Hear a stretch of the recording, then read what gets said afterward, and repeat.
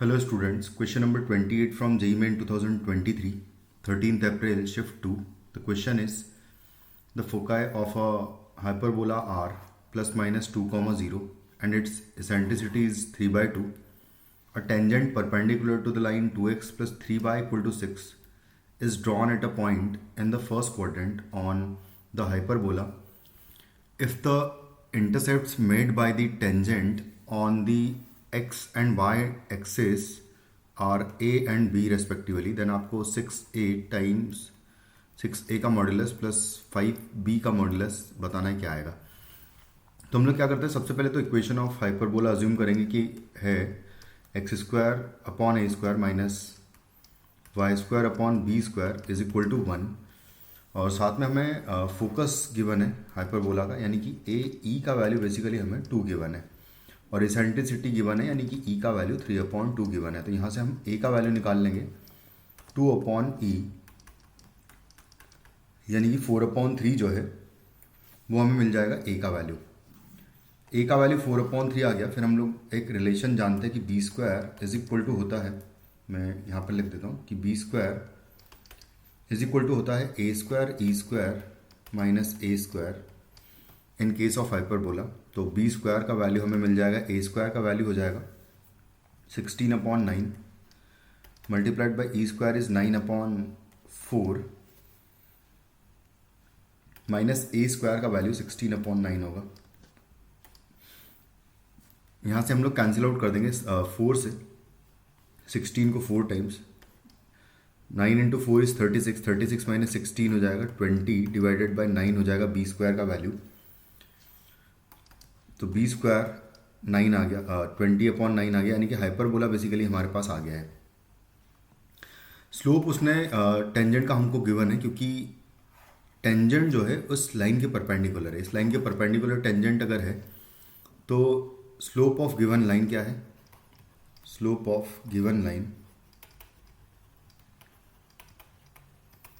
Equal to given है हमें -2/3 given है, and slope of tangent will B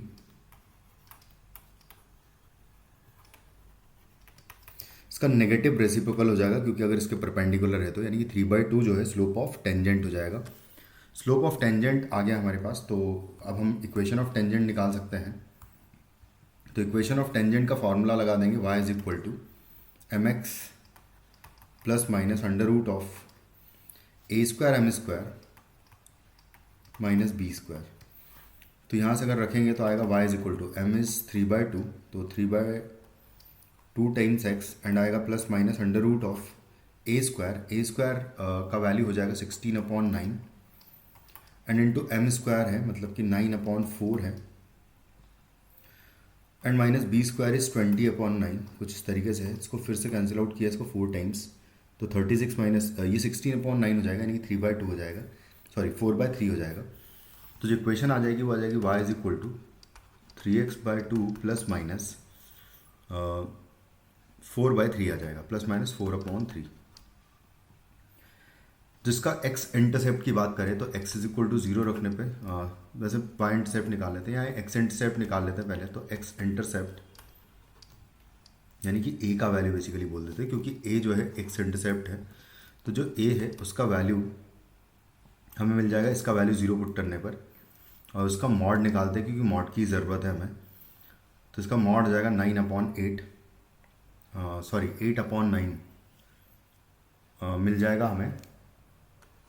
जब यहाँ से 0 पुट करूँगा तो 4/3 इंटू 2/3 हो जाएगा, यानी कि 8/9 हो जाएगा। मॉड ऑफ बी का वैल्यू अगर देखिए तो मॉड ऑफ बी का वैल्यू जब मैं x का वैल्यू 0 पुट करूँगा तो 4/3 आ रहा है।